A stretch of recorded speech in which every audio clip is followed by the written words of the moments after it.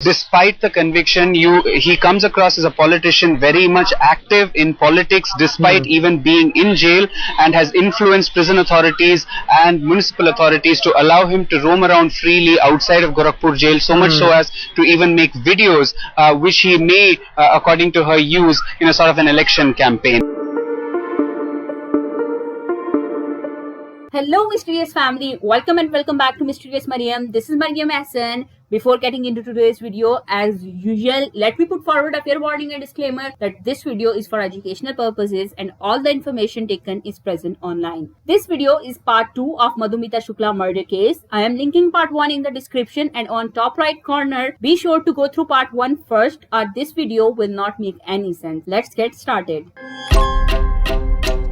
Madhumita Shukla was a famous poet. She met Amarmani, a powerful politician, married to Madhumani and already had a son. They met in a conference and two fell for each other and started living together. Madhumita got pregnant 2 times, but Amarmani forced her to abort the child both times. And when Madhumita got pregnant the 3rd time, this time she refused to have an abortion. Amarmani's wife, when found out about this illicit relationship, she got so angry that she hired 2 shooters with the help of her husband's cousin and got 6-month pregnant Madhumita killed. Amarmani, when found out about his wife's plan, he signaled shooters to go ahead, but making sure that his name was not going to be linked anywhere in this case. After the investigation, when Amarmani realized that he was going to be linked to this murder case, he got 1 SSP transferred and 1 Director General of CID Criminal Investigation Department suspended with the help of Chief Minister Mayawanti because he was not given a clean chit.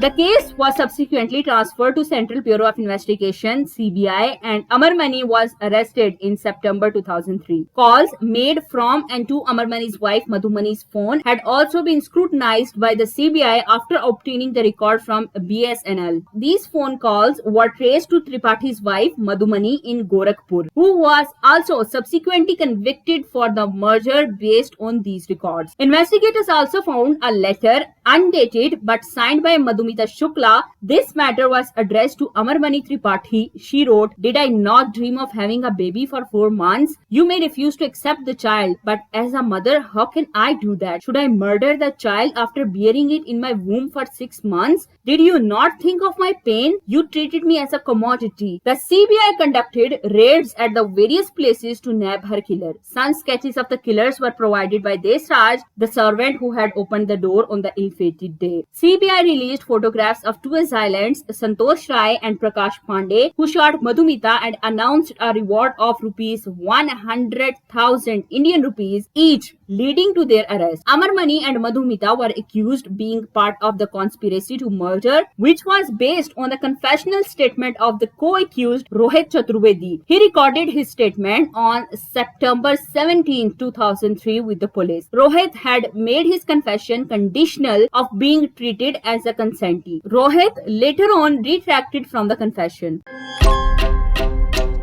According to the prosecution, the murder of Madhumita was result of the conspiracy among Amarmani, Rohit Chaturvedi, Santosh Rai and Prakash Pandey. On December 19, 2003, a charge sheet was filed against 6 accused, naming Santosh Rai Kumar, Prakash Pandey, Rohit Chaturvedi, Madhumani Tripathi, Amarmani Tripathi and Yagya Narayan Dikshit. Yagya Narayan Dikshit was the same person Amarmani kept on insisting SSP to send fetch the information about so-called Madhumita's marriage. He later on died in a road accident. On the date this charge sheet was filed, Madhumani Tripathi was absconding. However, when the first bail application filed by Amarmani Tripathi was rejected by High Court by the order dated 11th March 2004 on the ground that the co-accused Madhumani Tripathi had not surrendered, Madhumani surrendered on March 25th, 2004. Amarmani made a second bail application. The High Court on April 29th, 2004 granted bail to Amarmani. Amarmani's wife Madhumani too applied for the bail. Her bail application was rejected by local court but later approved by the High Court. The murder created an uproar in Uttar Pradesh, which put a lot of pressure from the public and opposition on Mayawanti to remove Amarmani from her cabinet. After release on bail, in the light of the order of High Court, Amarmani was attempting to threaten and buy over the witnesses, including Nidhi Shukla and Shanti Shukla, mother and sister of Madhumita. Later, Amarmani's and Madhumani's bail was revoked and they were arrested again on CBI's request, admitted to the court. After that, various attempts at getting bail were turned down, especially based on the DNA evidence of a relationship which he had initially denied. Amarmani and his wife were lodged in Gorakhpur jail.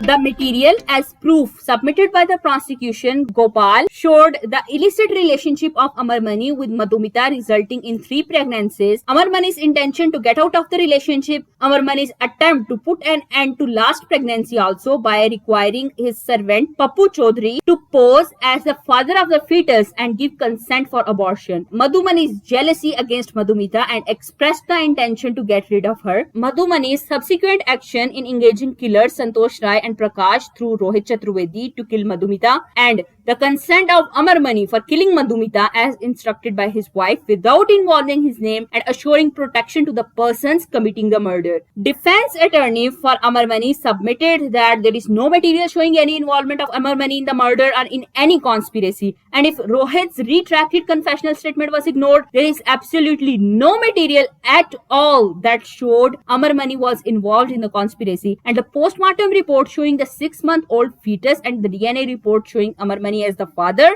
even if accepted, could at the best establish an illicit relationship between Amarmani and Madhumita and an attempt to abort the pregnancy and nothing more. As for Madhumita, her defense attorney adopted the stance that abusive language and threats to Madhumita's family was only the expression of righteous indignation by a wife and verbal abuse of the girl trying to wreck her marital life.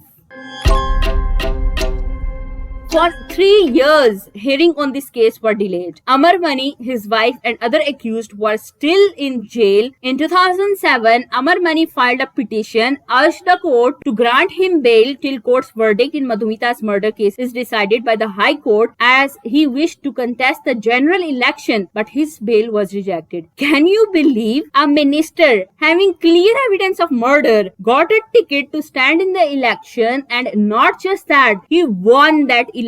In March 2007, the case was transferred to special court in Dehradun, where Tripathi and his wife along with 3 others were convicted for the murder of Madhumita Shukla on October 24, 2007. The court has sentenced Amarmani, his wife Madhumani, and 2 other accused, Santosh Rai and Rohit, to life imprisonment. Prakash Pandey, however, was let off for the want of the evidence. Yagya Dekshit was already dead, so there was no decision made about him. Amarmani appealed High Court this time, and the Uttarakhand High Court on July 16, 2012 upheld the life imprisonment award for 4 accused, Amarmani Tripathi, his wife and 2 others, for the murder of Madhumita Shukla. A division bench of the High Court also awarded life imprisonment to Prakash Pandey, who was earlier let off by the Dehradun court for the want of evidence. Rejecting the petition of 4 convicts, the court said that no relief can be granted to Amarmani or any other convict since their role in Madhumita Shukla's murder has been proved by the CBI. Amarmani and his wife were transferred to Roshanabad jail away from his area of influence. So you thought the case ended here, right? But let me tell you, the next sequence of event is gonna frustrate you even further.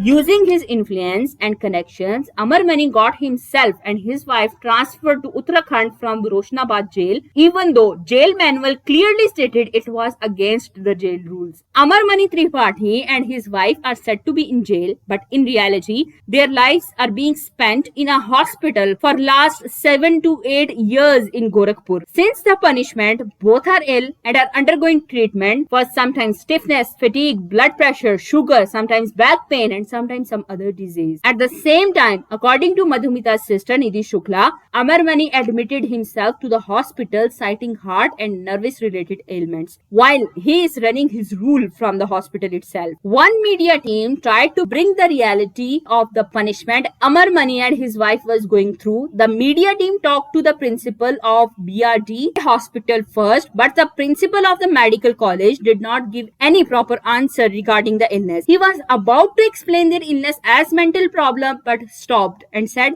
"Go ask Amarmani only." Even if Amarmani has a disease, he should be in a hospital in Haridwar according to the jail manual. He would do one gesture and his place of punishment changes. For example, his daughter's engagement was in Delhi on February 17th, 2009. So Amarmani was magically referred to Delhi, as on February 16th, 2019, Amarmani's health suddenly deteriorated at BRD Medical College and he was referred to AIIMS Delhi, where her daughter was getting engaged. It was found out by the media that Amarmani, while serving his life sentence in the hospital, was openly meeting with his people day and night. There were many interesting facts which were uncovered in the media report. I will link down the report if you want to go through it. Though this report is in Hindi, you can use Google Translate as I did.